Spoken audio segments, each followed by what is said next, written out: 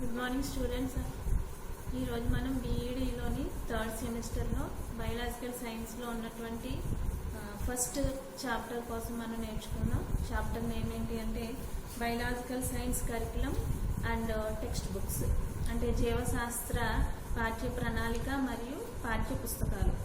విద్యా విధానంలో ఈ యొక్క పాఠ్య ప్రణాళికకు పాఠ్య పుస్తకాలకి చాలా విశేషమైనటువంటి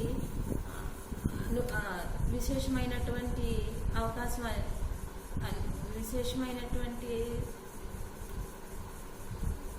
విశేషమైనటువంటి ఉద్దేశం కల్పించడం అనేది జరిగింది. అయితే విద్యా విధానంలో ఉపాధ్యాయుడు ఎంత ముఖ్యమో, విద్యార్థులు ఎంత ముఖ్యమో, అదేవిధంగా పాఠ్య పుస్తకాలకు సంబంధించినటువంటి పాఠ్య ప్రణాళిక కూడా అంతే ముఖ్యమైనటువంటిది. అయితే ఈ యొక్క పాఠ్య ప్రణాళిక గురించి మనం, అంటే కరికులం గురించి మనం నేర్చుకున్నట్టయితే, ఈ యొక్క కరికులం అనేటటువంటి పదము కర్రేర్ అనేటటువంటి లాటిన్ పదం నుంచి ఉద్భవించడం అనేది జరిగింది. కర్రేర్ అంటే ఏంటి అంటే పరిగెత్తడం అనేటటువంటి అర్థం. పరిగెత్తడం అంటే విద్యార్థులు విద్యా విధానంలో ఈ యొక్క విద్యా లక్ష్యాలను సాధించడానికి పరిగెట్టేటటువంటి విధానంలో ఈ యొక్క పాఠ్య ప్రణాళిక అనేది ఉపయోగపడుతుంది అని దీని అర్థం. అయితే ఈ యొక్క విద్యా ప్రణాళిక కోసం, కరికులం కోసం చాలామంది విద్యావేత్తలు చాలా రకాలైనటువంటి అర్థాలను ఇవ్వడం అనేది, నిర్వచనాలను ఇవ్వడం అనేది జరిగింది. వాటిలో కొన్ని నేను చెప్తాను. ఫస్ట్ ఎవరంటే క్రో మరియు క్రో. ఈయన ఏం చెప్పారు అంటే, విద్యార్థి యొక్క భౌతిక, భావోద్రేక, సాంఘిక, ఆధ్యాత్మిక, నైతిక విలువల అభివృద్ధికి పాఠశాల లోపల మరియు వెలుపల అనుభవాల కల్పనే పాఠ్య ప్రణాళికగా ఈయన చెప్పడం అనేది జరిగింది. ఇక తర్వాత స్పియర్స్ అనేటటువంటి ఆయన ఏం చెప్పారు అంటే, ఉపాధ్యాయుని యొక్క పర్యవేక్షణలో విద్యార్థులు నిర్వహించే కృత్యాల సముదాయాన్నే విద్యా ప్రణాళికగా చెప్పడం అనేది జరిగింది. అంటే ఉపాధ్యాయుని ఒక అబ్జర్వర్గా, ఒక పర్యవేక్షణగా తీసుకున్నట్టయితే ఆయన యొక్క ఆధ్వర్యంలో నిర్వహించబడేటటువంటి కృత్యాలు నిర్వహించబడాలి అంటే పాఠ్య ప్రణాళిక అవసరము అని ఈ యొక్క స్పియర్ అనేటటువంటి ఆయన చెప్పడం అనేది జరిగింది. తర్వాత సామ్యుల్ అనేటటువంటి ఆయన ఏం చెప్పారు అంటే, తరగతి గదిలో, ప్రయోగశాలలో, ఆట స్థలంలో మరియు ఇతర విద్యార్థులతోనూ ఉపాధ్యాయులతోనూ పాఠశాల ఆవరణలోనూ విద్యార్థులకు ఏర్పడే అనేక రకాలైన సత్సంబంధాలు, అనుభవాల మొత్తమే విద్యా ప్రణాళిక. ఈ యొక్క బయాలజికల్ సైన్స్ అంటేనే మనకి ప్రయోగాలతోనూ, తర్వాత సృజనాత్మకతతో కూడినటువంటి కృత్యాలతో సంబంధం అనేది ఏర్పాటు చేయబడి ఉంటుంది. ఈ యొక్క కృత్యాల్ని, ప్రయోగాల్ని మనం చేయాలి అంటే పాఠ్య ప్రణాళిక అనేది చాలా అవసరమని ఈ యొక్క సామ్యుల్ అనేటటువంటి ఆయన చెప్పడం అనేది జరిగింది. తర్వాత ప్రిన్సిపల్స్ ఆఫ్ కరికులం కన్స్ట్రక్షన్, అంటే జీవశాస్త్ర విద్యా ప్రణాళికను నిర్మించడంలో ఉన్నటువంటి సూత్రాలు ఏంటి, ఏ రకమైనటువంటి సూత్రాలని ఆధారంగా చేసుకుని మనం ఈ కరికులాన్ని మనం నిర్మించవచ్చు అనేది మనం ఇప్పుడు చూద్దాం. దానిలో ఫస్ట్ ఏంటి అంటే, అసలు జీవశాస్త్రాన్ని మనం విద్యా ప్రణాళికను రూపొందించుకునేటప్పుడు అనేక సూత్రాలని పరిగణలోనికి తీసుకోవాల్సినటువంటి అవసరం అనేది ఉంది. దానిలో మొదటిది ఏంటి అంటే సనాతన సూత్రం. దాన్ని కన్జర్వేషన్ ప్రిన్సిపల్ అని అంటాం. సనాతన సూత్రం అంటే విద్యా ప్రణాళికను సంస్కృతి సాంప్రదాయాలకు ప్రతిబింబించేటట్లుగా, సనాతన భావాలను పరిరక్షించేటట్లుగా, వాటి పునాదుల మీద ఆధునీకరణం జరిగేటట్లుగా రూపొందించాలి. అంటే విద్యార్థులకు విద్యను అందించడంతో పాటుగా, ఈ జీవశాస్త్రంలో విద్యను అందించడంతో పాటుగా మన సంస్కృతి సాంప్రదాయాన్ని కూడా ప్రతిబింబించే విధంగా ఈ యొక్క పాఠ్య ప్రణాళిక ఉండాలి అని ఫస్ట్ సూత్రంగా చెప్పడం అనేది జరిగింది. రెండోది ఏంటి అంటే దూరదృష్టి సూత్రము, ఫార్వర్డ్ లుకింగ్ ప్రిన్సిపల్. దూరదృష్టి సూత్రము, ఫార్వర్డ్ లుకింగ్ ప్రిన్సిపల్. అంటే మనం నేర్చుకునేటటువంటి విద్య అప్పటికప్పుడే కాకుండా మన భావి తరతరాలకు కూడా ఉపయోగపడేటటువంటి విధంగా ఈ యొక్క పాఠ్య ప్రణాళిక ఉండాలి అని చెప్పడం అనేది జరిగింది. నేటి శాస్త్రీయ పరిజ్ఞానం వర్తమానానికే కాక విద్యార్థుల భవిష్యత్ జీవితానికి ఉపకరించబడేటట్లు విద్యా ప్రణాళికను రూపొందించాలి. అంటే వాళ్ళ భావి తరాలకు కూడా ఆ యొక్క విద్య అనేది అందించబడాలి అనేటట్టుగా ఈ యొక్క పాఠ్య ప్రణాళిక ఉండాలని రెండో సూత్రంగా చెప్పడం అనేది జరిగింది. అంతేకాకుండా వాటికి అనుగుణంగానే దృక్పథాలు, వైఖరులు, విలువలు మరియు అభినందనలు కూడా రూపొందించుకోవాలి అని చెప్పారు. ఇక మూడవది ఏంటి అంటే శిశు కేంద్రక సూత్రము, the principle of child centred.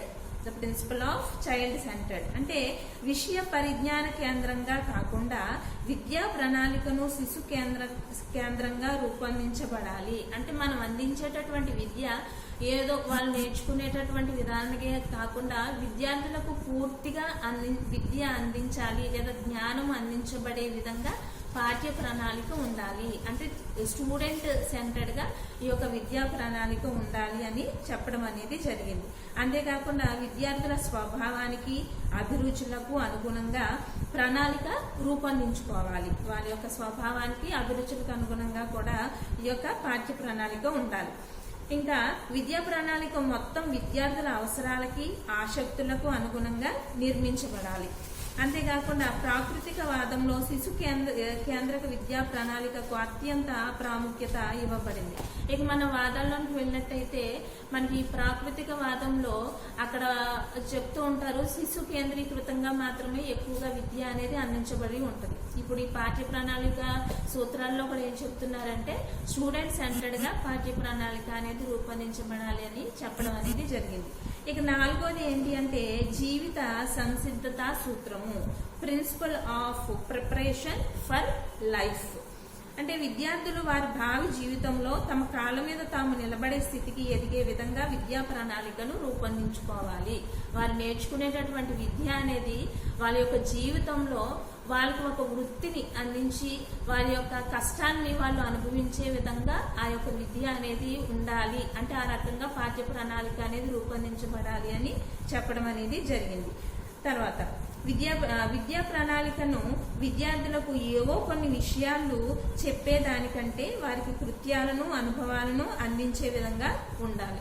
ఏదో విద్య అనేది మనం నోటి ద్వారా చెప్పేది కాకుండా ముఖ్యంగా మనం బోధించేది సైన్స్ కాబట్టి, జీవశాస్త్రం కాబట్టి ఆ యొక్క అందించేటటువంటి విద్య అనేది కృత్యాల రూపంలోనూ తర్వాత అనుభవాల రూపంలోనూ అందించబడాలి అని చెప్తూ ఉన్నారు. ఈ కృత్యాలతో, అనుభవాలతో విద్యార్థులు నిర్మాణాత్మక కార్యక్రమాలను చేపట్టగలగాలి. అంటే పాఠ్య ప్రణాళిక కేవలం సైద్ధాంతిక విషయాలకే మాత్రమే కాకుండా ప్రామాణిక విషయ సంబంధిత జ్ఞానాన్ని కూడా వాళ్ళు పెంపొందించే విధంగా ఈ యొక్క విద్య అనేది ఉండాలి అని చెప్పడం అనేది జరిగింది. ఇక ఐదవ సూత్రం ఏంటి అంటే సృజనాత్మక సూత్రము, క్రియేటివ్ ప్రిన్సిపల్. అంటే పాఠ్య ప్రణాళిక విద్యార్థులలో సృజనాత్మక శక్తులను పురుకొల్పే విధంగా లేదా వాళ్ళలో ఉన్నటువంటి మంచి ఆలోచన విధానాన్ని రేకెత్తించే విధంగా పాఠ్య ప్రణాళికలో ఉన్నటువంటి అంశాలు ఉండాలి అని చెప్పడం అనేది జరిగింది. అంతేకాకుండా సమస్య పరిష్కారాలకు తగిన వేదికలు నిర్మించాలి. ఈ యొక్క పాఠ్య ప్రణాళికలో వాళ్ళ జీవితంలో ఎదురయ్యే సమస్యలు కానీ లేదా ఏదైనా సమస్యలకు వాళ్లే స్వయంగా పరిష్కారాలని తీర్చుకునే విధంగా ఈ యొక్క పాఠ్య ప్రణాళికలు ఉండాలి. కొత్త కోణంలో ఆలోచించడానికి అనువైన అభ్యసన అనుభవాలను విద్యా ప్రణాళికలో కల్పించాలి. తర్వాత అందుకే వ్యవహారిక సత్తావాదులు బోధన అంటే తరగతి గదిలో ఒక మూసలో సమాచారం అందించే ప్రక్రియ కాదని, అది నూతన విలువల ఆవిష్కారానికి వేదిక కావాలి అన్నారు. ముందు చెప్పిన సూత్రంలో ప్రాకృతికవాదులు చెప్పినట్టయితే ఇప్పుడు సృజనాత్మక సూత్రంలో వ్యవహారిక సత్తావాదులు చెప్పిన దాని ప్రకారము ఈ యొక్క విద్య అనేది ఏదో ఒక మోస విధానంలోనే కాకుండా ఒక సమాచారాన్ని, సమగ్రమైనటువంటి సమాచారాన్ని అందించేటటువంటి ఒక ప్రక్రియగా ఉండాలని చెప్పడం అనేది జరిగింది. ఇక ఆరోది ఏంటి అంటే ఉపయోగిత సూత్రము, ప్రిన్సిపల్ ఆఫ్ యూటిలిటీ. అక్కరకు రాని చుట్టం అవసరాలకు తీర్చలేని విద్య ఒకటే కాబట్టి, అంటే నేర్చుకున్నటువంటి జ్ఞానం అనేది ఆ యొక్క విద్యార్థికి తన యొక్క జీవితంలో ఏదో ఒక విధానంలో ఏదో ఒక రకంగా ఉపయోగపడే విధంగా ఆ విద్య అనేది ఉండాలి. ఆ రకంగా పాఠ్య ప్రణాళికను నిర్మించాలని చెప్పడం జరిగింది. వివిధ విషయాలకు సంబంధించిన మౌలిక జ్ఞానం ఆర్జించడం ద్వారా విద్యార్థి తన జీవన రీతిని కొనసాగించుకోవాలి. పాఠ్య ప్రణాళిక వలన ప్రతి విద్యావంతుడు తన కాళ్ళ మీద తను నిలబడే విధంగా ఆర్థిక స్తోమతను సంపాదించగలగాలి. వివిధ నైపుణ్యాలను విద్యార్థులకు అందించాలి. విద్యార్థుల విలువలు పెంపొందించి వారిని ఉత్తమ పౌరులుగా తీర్చిదిద్దగలిగే విధంగా ఈ యొక్క పాఠ్య ప్రణాళిక ఉండాలి. నెక్స్ట్ 7వది ఏంటి అంటే సహజ కేంద్రీకృత సూత్రము. సహజ కేంద్రీకృత సూత్రము principle of community centredness. Principle of community centredness అంటే ఒక సమాజం యొక్క సూక్ష్మ రూపమే పాఠశాలగా మనం చెప్పుకుంటూ ఉంటాం. సో పాఠశాలలో బోధించడం అంటే సమాజానికి తగినటువంటి పౌరులుగా విద్యార్థుల్ని మనం తీర్చిదిద్దడం, సమాజానికి మంచి పౌరుల్ని మనం అందించగలగాలి. సో తాము సమాజంలో ఒక భాగమని, సమాజాభివృద్ధికి తన వంతు బాధ్యతలను నిర్వహించాలనే అభిప్రాయాన్ని విద్యార్థుల్లో మనం కలిగించాలి. విద్యతో పాటు అటువంటి అనుభవాన్ని పిల్లల్లో మనం కలిగించాలి. నిరంతరం మార్పుకు లోనవుతున్న సామాజిక అవసరాలకు అనుగుణంగా మారుతుండే నైపుణ్యాన్ని అభివృద్ధి పరుచుకోవాలి. అంటే సమాజంలో ఎప్పటికప్పుడు మార్పులు వస్తూ ఉంటాయి. ఆ మార్పులకు అనుగుణంగా విద్యార్థుల యొక్క ఆలోచనలోను వారి యొక్క ప్రవర్తనలో కూడా మార్పులు తను వస్తున్నప్పటికీ తను వాటిని మార్పు చేసుకుంటూ ఆ సమాజానికి అనుగుణంగా తను జీవించడానికి అనుగుణంగా పాఠ్య ప్రణాళిక ఉండాలని చెప్పడం అనేది జరిగింది. తర్వాత వ్యక్తిగత ఎదుగుదలే కాకుండా సామాజిక ఎదుగుదలకు కూడా కృషి చేయాలి. వృత్తిపరమైన, సామాజిక పరమైన, సాంస్కృతిక పరమైన విలువలను ఆకలింపు చేసుకునే స్థాయికి విద్యార్థుల్ని పెంచగలగాలి. వేదోపనిషత్తుల కాలంలో విద్యార్థి యజ్ఞాలలో పాల్గొనేవాడు. యజ్ఞం అంటే త్యాగం అని అర్థం. మనం ప్రాచీన కాలంలో విద్యా విధానంలో చూసినట్టయితే అక్కడ వేదాలు ఎక్కువగా ఉంటూ ఉంటాయి. ఆ యొక్క వేదాల్లో వాళ్ళు ఏం నేర్చుకునేవాళ్ళు అంటే ఈ యొక్క జ్ఞానాన్ని వాళ్ళు నేర్చుకుంటూ ఉండేవారు. ఆ జ్ఞానాన్ని ఎలాగా యజ్ఞం ద్వారా. ఆ యజ్ఞం అంటే అర్థం ఏంటి అంటే త్యాగం అని అర్థమట. యజ్ఞం అంటే విద్యావంతులు తన స్వార్థాన్ని త్యాగం చేసి తన జ్ఞానాన్ని సమాజ హితవునకు ఉపయోగించాలనేదే దీని యొక్క భావం. అంటే తనలో ఉన్నటువంటి స్వార్థాన్ని తను త్యాగం చేసేసి ఆ త్యాగం ద్వారా తను పొందుకున్నటువంటి జ్ఞానాన్ని సమాజ అభివృద్ధికి ఉపయోగించాలి అనేది దాని యొక్క తాత్పర్యంగా చెప్పడం అనేది జరిగింది. తర్వాత 8వది ఏంటి అంటే సరళతా సూత్రము principle of flexibility. Principle of flexibility అంటే ఏంటి అంటే విద్యా ప్రణాళికలోని మంచిని పెంచి సామాజిక వైయక్తిక అవసరాలకు అనుగుణంగా విద్యా ప్రణాళిక మార్పు చెందుతూ ఉండాలి. ఎప్పటికప్పుడు కూడా మనం మారుతున్నటువంటి పరిసరాలకు అనుగుణంగా మన పాఠ్య ప్రణాళిక విధానంలో కూడా మార్పులు చేర్పులు వస్తూ ఉండాలి. పాఠ్య ప్రణాళిక వైవిధ్యత, నమ్యత కూడా కలిగి ఉండాలి. అవసరమైతే ప్రదేశానికి పాఠశాలకు మధ్య కూడా పాఠ్య ప్రణాళికలో మార్పులు ఉండవచ్చు. విద్యార్థులు వారి అభిరుచులకు అనుగుణంగా అనుభవాలను ఎన్నుకునే విధంగా పాఠ్య ప్రణాళిక రూపకల్పన చేసుకోవాలి.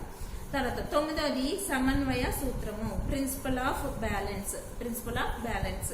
విద్యా ప్రణాళిక వివిధ విషయాల మధ్య సమన్వయాన్ని పాటించే విధంగా రూపకల్పన చేయబడాలి.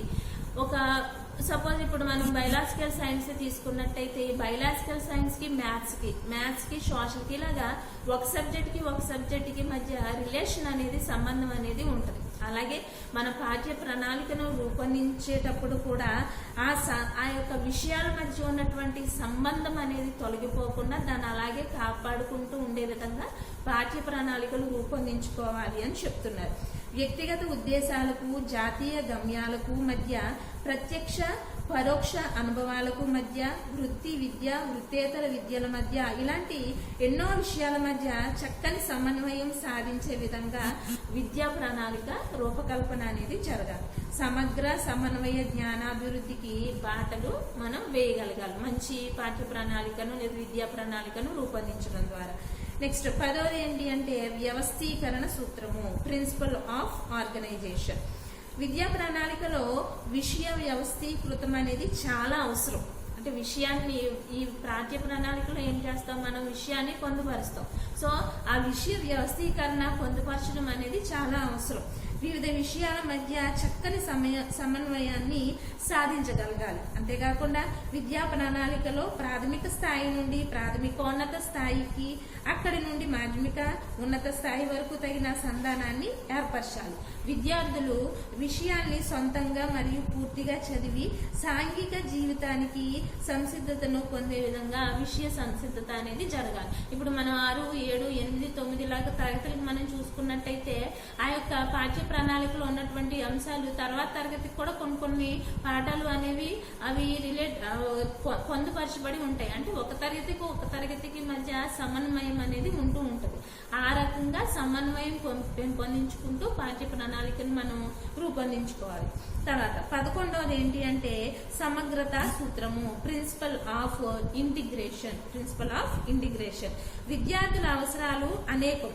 ప్రజాస్వామిక విలువలకు, జాతీయ లక్ష్యాలకు, విద్యార్థుల అవసరాలకు తగిన సమన్వయం చేయగల అభ్యసన అనుభవాలు విద్యార్థులకు కలిగించడం ద్వారా సమగ్రతను సాధించవచ్చు. కేవలం జ్ఞాన సముపార్జనకే పరిమితం కాక సామాజిక సేవాగుణం, ఆధ్యాత్మిక విలువలు మొదలైన సమ్మేళనం మంచి విషయాన్ని కూడా విద్యార్థుల్లో మనం పెంపొందించే విధంగా పాఠ్య ప్రణాళికను మనం రూపొందించుకుంటూ ఉండాలి. తర్వాత 12వది మొత్తం అనుభవాల సూత్రము, the principle of totality of experience. అంటే మొత్తం అన్ని రకాల అనుభవాలను పెంపొందించే విధంగా ఈ యొక్క పాఠ్య ప్రణాళిక అనేది ఉండాలి. అంటే భావాలు వ్యక్తీకరించడం కానీ, హస్తలాఘవం అంటే డ్రాయింగ్ వేయడం కానీ, చిత్రలేఖనం కానీ, ప్రయోగాలు చేయడం ద్వారా కానీ, తర్వాత సమయస్ఫూర్తి, క్రియేటివిటీ, సృజనాత్మకత, ఇటువంటి అన్ని రకాలైనటువంటి అనుభవాలను రూపొందించే విధంగా విద్యా ప్రణాళిక రూపొందించబడాలి అని చెప్పడం అనేది జరిగింది. ఇవే కాకుండా ఇంకేంటి అంటే పిల్లలకి ఈ యొక్క పాఠ్య ప్రణాళికలో ఇంకా ఇతర సూత్రాలు కనుక మనం చూసినట్లయితే వాళ్ళకి కొంత స్వేచ్ఛ ఇచ్చే విధంగా ఉండాలి, వాళ్ళ అభిరుచులకు అనుగుణంగా ఉండాలి, వాళ్ళ అభిరుచులకు అనుగుణంగా వాళ్ళు సెలెక్ట్ చేసుకునే విధంగా సబ్జెక్టులు అనేవి ఉండాలి, సబ్జెక్టులో ఈ యొక్క పాఠ్య ప్రణాళికలు ఉండాలి. అంటే మొత్తానికి ఒక విద్యార్థి కేంద్రీకృతంగా ఈ యొక్క పాఠ్య ప్రణాళిక అనేది రూపొందించబడాలి అని చెప్పడం అనేది జరిగింది. ఇవి పాఠ్య ప్రణాళికలో ఉన్నటువంటి సూత్రాలుగా మనం చెప్పుకోవచ్చు. తర్వాత qualities of good biological science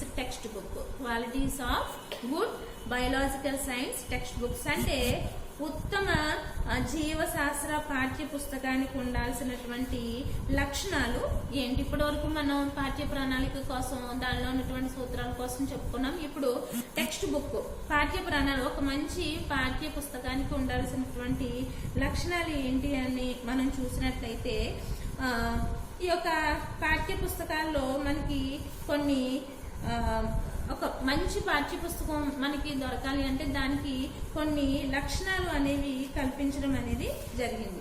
దానిలో ఫస్ట్ది ఏంటి అంటే రచయిత, అంటే ఆథర్ అనడం. అంటే పుస్తకం నాణ్యత రచయితకు సంబంధించిన వివిధ అంశాల మీద ఆధారపడి ఉంటుంది. ఒక మంచి పుస్తకం మనం పొందుకోవాలి అంటే ఆ పుస్తకాన్ని రచయించినటువంటి లేదా రాసినటువంటి రచయిత మీద ఆధారపడి ఉంటుంది. అవి ఏంటి అంటే దానిలో ఫస్ట్ ఇది ఏంటి అంటే అర్హతలు, క్వాలిఫికేషన్స్, ఆయనకు ఉండాల్సినటువంటి అర్హతలు ఏంటి. సపోజ్ ఒక ప్రైమరీ లెవెల్లో అంటే ప్రాథమిక స్థాయిలో ఒక టెక్స్ట్ బుక్ రాయాలి అనుకోండి, ఆయనకి కనీసం డిగ్రీ అనేది ఒక అర్హతగా ఉండాలి. అదే కాకుండా ఇంకా ప్రాథమికోన్నత స్థాయి కానీ ఉన్నత స్థాయి ఇలాగ స్థాయిలు పెరిగే కొద్దీ ఆ స్థాయిలకు అనుగుణంగా ఆ రచయిత యొక్క క్వాలిఫికేషన్స్ అర్హతలు కూడా పెరుగుతూ ఉంటాయి అన్నమాట. అంటే బీఈడీ చేసిన వాళ్ళు, తర్వాత పిహెచ్డి చేసిన వాళ్ళు, పీజీ చేసిన వాళ్ళు ఇలాగా పుస్తకాలు రాయడానికి అర్హత సాధించే విధంగా ఒక క్వాలిఫికేషన్ అనేది ఉంటూ ఉంటుంది. తర్వాత ఏంటి అంటే రెండవది ఏంటి అంటే విషయ సంబంధము. అంటే ఆ పుస్తకం రాసేటటువంటి రచయితకి ఆ యొక్క విషయం మీద కొంత అవగాహన అనేది ఉండాలి. అంటే ఇప్పుడు జీవశాస్త్రానికి సంబంధించినటువంటి రచయిత జీవశాస్త్రం మీద అవగాహన కలిగి ఉండాలి. సో ఆ రకంగా అంటే ఏ పుస్తకం అయితే రాస్తున్నారో ఆ రచయిత ఆ విషయంలో తగిన అర్హతలను కలిగి ఉండడమే కాకుండా ఆ విషయాన్ని బోధిస్తూ ఉండాలన్నమాట.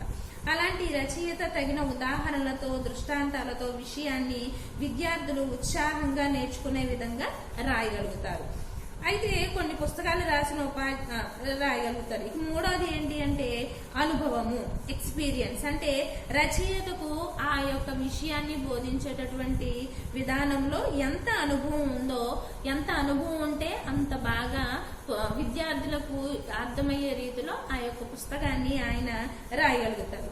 అంటే కేవలం 1-2 సంవత్సరాల అనుభవంతో పాఠ్యపుస్తక రచన రాయడం అనేది కుదరదు. కనీసం ఆయనకి 3-4 సంవత్సరాలు కానీ ఎక్స్పీరియన్స్, బోధనా విధానంలో ఎక్స్పీరియన్స్ ఉన్నట్టయితే ఆయన ఒక పుస్తకాన్ని రాయడానికి ఆయన అర్హత సాధించినట్టుగా మనం చెప్పుకోవచ్చు.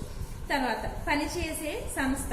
రచయిత పనిచేస్తున్న స్థలాన్ని లేదా విద్యా సంస్థను బట్టి పుస్తక నాణ్యతను అంచనా వేయడం అనేది జరుగుతుంది. అంటే ఆయన పనిచేస్తున్న సంస్థ, ఆయన ఒక కాలేజీలో చేస్తున్నారా, ఒక యూనివర్సిటీలో చేస్తున్నారా, ఒక స్కూల్లో చేస్తున్నారా, ఈ స్థాయిని బట్టి కూడా రచయిత రాసిన పుస్తకం యొక్క నాణ్యతను మనం అంచనా అనేది వేయడం అనేది జరుగుతూ ఉంటుందట. నిజానికి పాఠ్యపుస్తక రచయిత వైయక్తిక శక్తుల మీద ఆధారపడి ఉన్నప్పటికీ ఒక మంచి సంస్థలో ఆ రచయిత పనిచేస్తున్నాడు అంటే ఆయా శక్తులు కలిగి ఉన్నట్లే భావించడం అనేది జరుగుతూ ఉంటుంది. నెక్స్ట్ ఏంటి అంటే పేరు ప్రఖ్యాతులు. పేరు ప్రఖ్యాతులు కలిగిన రచయిత ఏ పుస్తకం రాసినా దానికి తగిన ఆదరణ అనేది లభిస్తుంది. అయితే పేరు ప్రఖ్యాతులు సాధించాలంటే తగిన సాధన ఆయన చేయవలసి ఉంటుంది. అంటే ఈ పేరు ప్రఖ్యాతులు రావాలి అంటే ముందు మనం చెప్పుకున్నటువంటి అర్హతలు కానీ, ఆయన యొక్క అనుభవం కానీ, ఆ విషయం మీద ఆయనకు అవగాహన కానీ ఇవన్నీ ఉన్నట్టయితే ఆయన మంచి రచయితగా పేరు సంపాదించుకోవడం అనేది జరుగుతుంది. తర్వాత ఇక రెండవది ఏంటి అంటే పాఠ్యపుస్తకం యొక్క ఒక మంచి పాఠ్యపుస్తకానికి ఉండాల్సినటువంటి లక్షణాల్లో మొదటిది మనం రచయిత కోసం మనం చెప్పుకున్నాం. రచయితలో అర్హతలు, విషయ సంబంధము, అనుభవము, పనిచేసే సంస్థ, పేరు ప్రఖ్యాతులు. ఇక రెండవది ఏంటి అంటే యాంత్రిక లక్షణాలు, అంటే మెకానికల్ ఫీచర్స్. అంటే ఒక పుస్తకాన్ని చదువరి ఎన్నుకోవడంలో యాంత్రిక లక్షణాలు ప్రముఖ పాత్ర వహిస్తాయి. అంటే ఒక పుస్తకాన్ని రాయడానికి మనం ఏ రకంగా రచయిత ఇవన్నీ ఎలా చూసుకున్నామో అలాగే యాంత్రిక లక్షణాలు అనేవి కూడా కొన్ని పుస్తకాలకు అనేవి ఉంటాయి. అది ఏంటి అంటే ఫస్ట్ ఏంటి అంటే కాస్ట్, వెల. అంటే పాఠ్య పుస్తకం యొక్క వెల ఆ పుస్తకం కొనుగోలుపై అమిత ప్రభావాన్ని చూపుతుంది. పాఠ్య పుస్తకం వెల సామాన్య విద్యార్థికి కూడా అందుబాటులో ఉండే విధంగా ఉండాలి. పుస్తక నాణ్యత మరియు పరిమాణాలను తగిన విధంగా పాఠ్య పుస్తకం వెల నిర్ణయించాలి. అధిక వెల కలిగిన పుస్తకం ఎంత గొప్పదైనా, ఎంత నాణ్యత కలిగినదైనా కొని చదువుకునేటటువంటి తాహతకు లేనప్పుడు అది సామాన్య విద్యార్థికి అందుబాటులోకి రాదు. అంటే వెల అనేది చాలా ఇంపార్టెంట్. అది అన్ని రకాల అందరికీ కూడా అవసరమైనటువంటి విధానంలో వెల ఉన్నట్టయితే అందరూ కూడా మంచి పుస్తకాన్ని కొనుక్కొని చదువుకోవడానికి అవకాశం అనేది ఉంటుంది. ఇక రెండవది ఏంటి అంటే రూపురేఖలు, ఎపియరెన్స్. అంటే పాఠ్య పుస్తకం యొక్క రూపురేఖలు ముఖ్యంగా 2 అంశాల మీద ఆధారపడి ఉంటాయి. ఒకటి ఏంటి అంటే కవర్ పేజీ మరియు ఆఖరి పేజీ. ఈ కవర్ పేజీ, ఆఖరి పేజీ అనేది ఆ కాగితం, దాని మీద చిత్రాలు, అక్షరాలు, ఉంకు సొంపులు, రంగులు మొదలైన అంశాల మీద